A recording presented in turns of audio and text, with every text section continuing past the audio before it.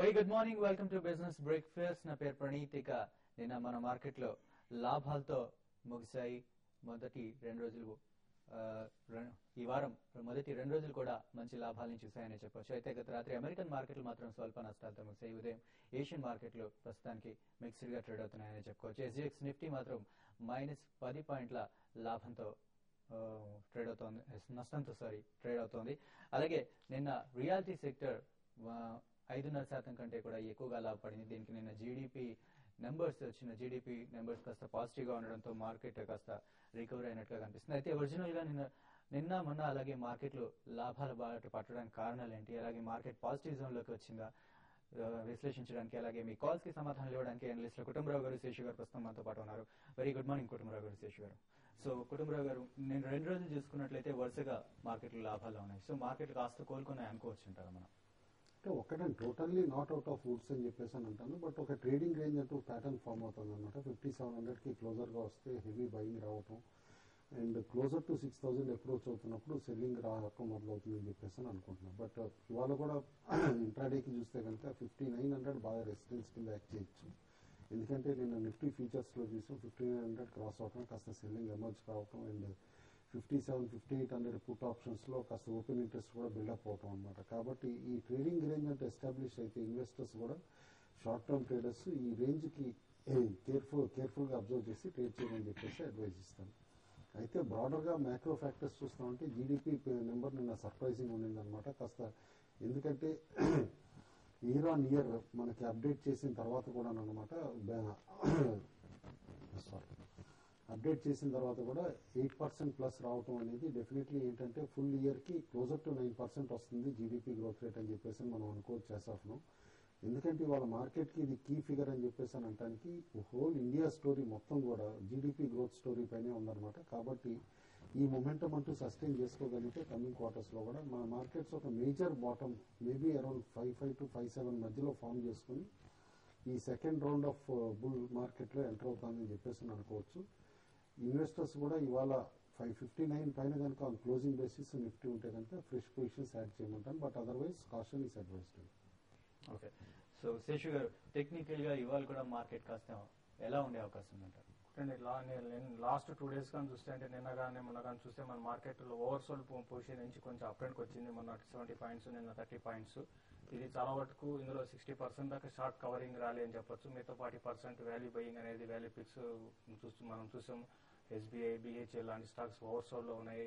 అవి బాగా పెరగడం జరిగింది. దానివల్ల ఇండెక్స్ కూడా బాగా పెరిగింది. దీంతో పాటు ఐసిఐసిఐ బ్యాంక్, యాక్సిస్ బ్యాంక్ లాంటి స్టాక్స్ బాగా పెరిగాయి.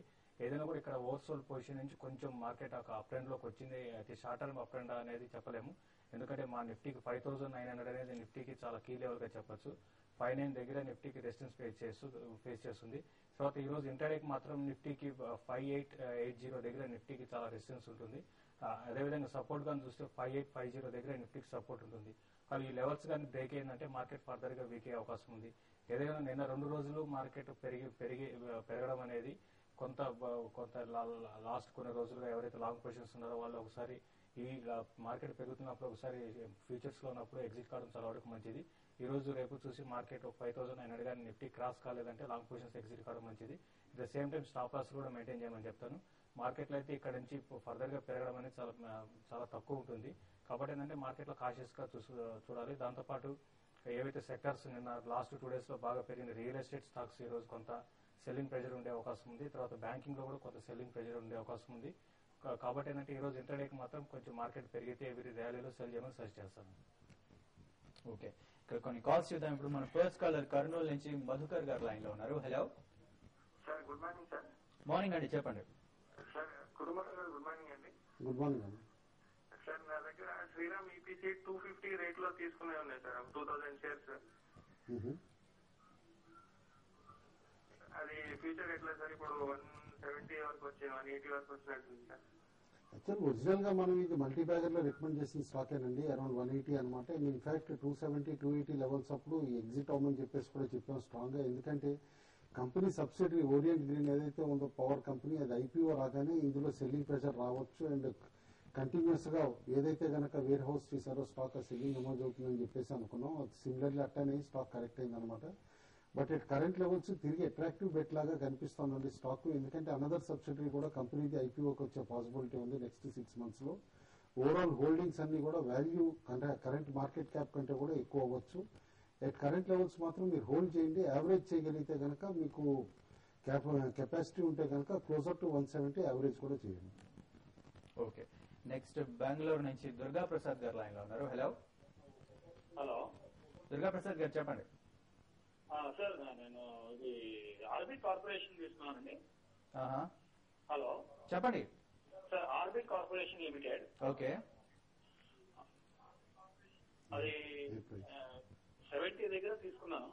ఓకే సో అది లాంగ్ టర్మ్ వ్యూ ఉంచుకోవచ్చా అదే అది షేర్ చేయమని. ఓకే ఓకేండి. ముంబై బేస్డ్ రియాలిటీ కంపెనీ అండి ఇది. అయితే మీకు రీసెంట్లీ 140 లెవెల్స్ దగ్గర నుంచి స్ప్లిట్ అయిన తర్వాత అక్కడి నుంచి షార్ప్ గా పడింది అనమాట.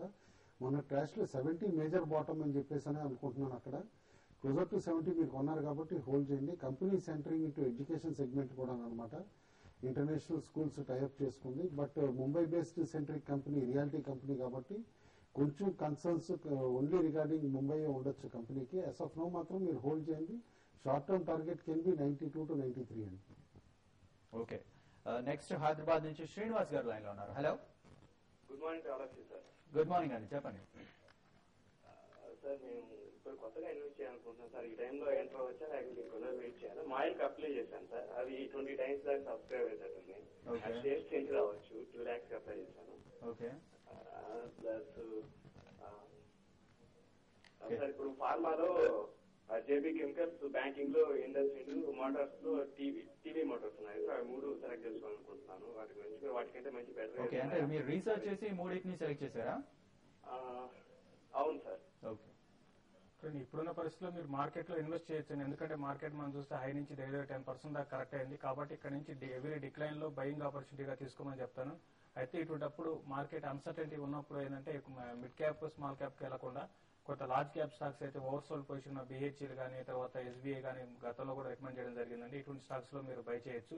అట్లా మీరు జేబీ ఫార్మా అన్నారు. జేబీ ఫార్మా మంచి స్టాక్ ఏనండి, మీరు బై చేయొచ్చు. ఇది కూడా 140 లెవెల్స్ నుంచి 120 దాకా వచ్చింది. దీన్ని కూడా బై చేయొచ్చు. తర్వాత మీరు బ్యాంకింగ్ లో మీరు సెలెక్ట్ చేసుకున్న బ్యాంకులు కూడా మంచి బ్యాంక్స్ అని చెప్పొచ్చు. బ్యాంకింగ్ స్టాక్స్ లో మిడ్ క్యాప్ లో ఎవరీ డిక్లైన్ లో కూడా బై చేయొచ్చు. నెక్స్ట్ ఒక 6 to 8 months 1 year కూడా బ్యాంకింగ్ స్టాక్స్ ఇంకా పెరిగే అవకాశం ఉంది. కాబట్టి మీరు సెలెక్ట్ చేసుకున్నవన్నీ కూడా మంచి స్టాక్స్. అయితే మీరు మిడ్ క్యాప్ మాత్రం కొంచెం వెయిట్ చేసి బై చేయండి. లార్జ్ క్యాప్ స్టాక్స్ మాత్రం కరెంట్ లెవెల్స్ లో మీరు అంటే మొత్తం ఒకసారి ఇన్వెస్ట్ చేయకుండా స్టెప్ బై స్టెప్ గా ఇప్పుడున్న మార్కెట్ లో ఒక 25%, తర్వాత ఇక్కడ నుంచి ఒక 100 నుంచి 150 పాయింట్స్ నిఫ్టీ పడితే అక్కడ ఒక 25%, ఈ విధంగా ఒక 150 to 200 పాయింట్స్ రేంజ్ లో మీరు ఇన్వెస్ట్ చేస్తే డెఫినెట్ గా మీకు ఒక లాంగ్ టర్మ్ ఇన్వెస్ట్మెంట్ అంటే అట్లీస్ట్ మీరు 6 to 8 months కానీ మీరు వెయిట్ చేయగలిగితే మంచి రిటర్న్ రావడానికి అవకాశం ఉంటుంది.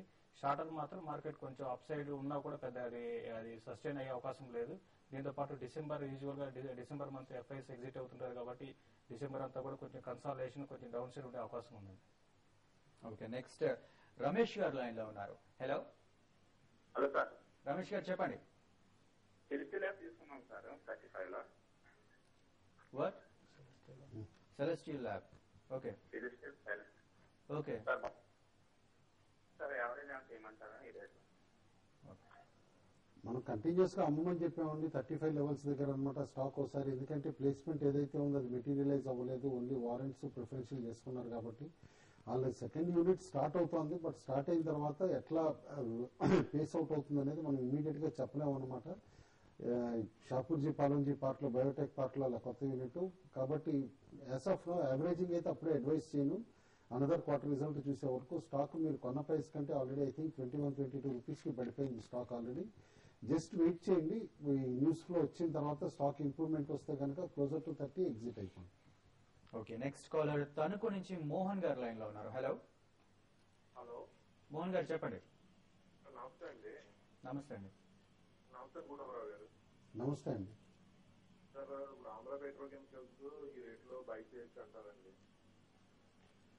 డెఫినెట్లీ బై చేయొచ్చండి. ఎందుకంటే సెకండ్ క్వార్టర్ రిజల్ట్స్ మీరు చూసే ఉంటారు. చాలా ఎక్సలెంట్ రిజల్ట్స్ ఇచ్చారనమాట. ఇన్ఫాక్ట్ ఏదైతే టర్న్ అరౌండ్ ప్రాసెస్ స్టార్ట్ అయిందో ఎక్స్పాన్షన్ తర్వాత అది కంటిన్యూ అవుతుంది అని చెప్పేసి అనుకుంటున్నాను.